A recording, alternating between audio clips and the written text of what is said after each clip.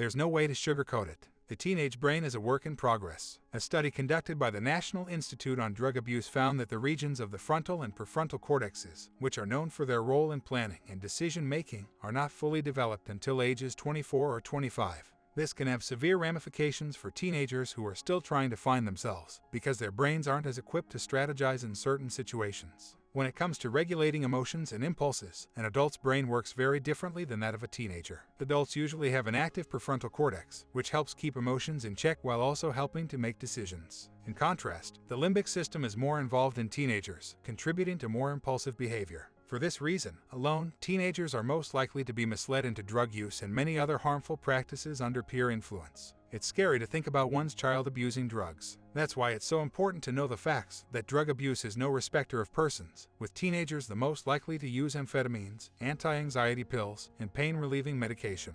Alcohol and illicit drug use is a public health issue that affects people of all ages. Substance abuse is a problem that plagues societies worldwide. While the causes of its usage vary, it's clear that self-medication plays a significant role in its popularity. By understanding how substance abuse can be related to stress and trauma, we can prevent such problems from developing in the first place. ACEs are the experience of physical, emotional, or sexual abuse, neglect, household substance, mental health problems, intimate partner violence, and other types of abuse and family dysfunction experienced during childhood. If a child is exposed to these types of experiences as a young person, then they're at increased risk for behavioral and social issues later on in their life. The natural feeling of accomplishment is here to stay. People with a strong sense of self-efficacy are resilient, confident, and driven. In Levine, you will find your mental balance and psychological well-being by working on yourself every day, because each day is a chance to live better. There is no better time than now to help children develop a stronger sense of self-efficacy. Building a sense of self-efficacy in children can reduce the risk of alcohol and drug abuse, particularly among teens. Children are more confident and better equipped to handle stress when they know they can conquer challenges. However, some parents still struggle with building self-confidence in their kids. Modeling self-efficacy in your children is one of the best ways to develop it.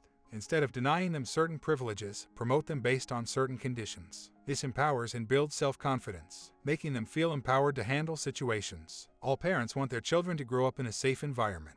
This includes knowing the dangers of alcohol and drug abuse. It has been reported that teaching children about using substances at an early age significantly reduces their chances of using substances later in life. The earlier you start having these kinds of conversations, the better off your child. It's easier to start a conversation about risky behaviors at the dinner table than you think.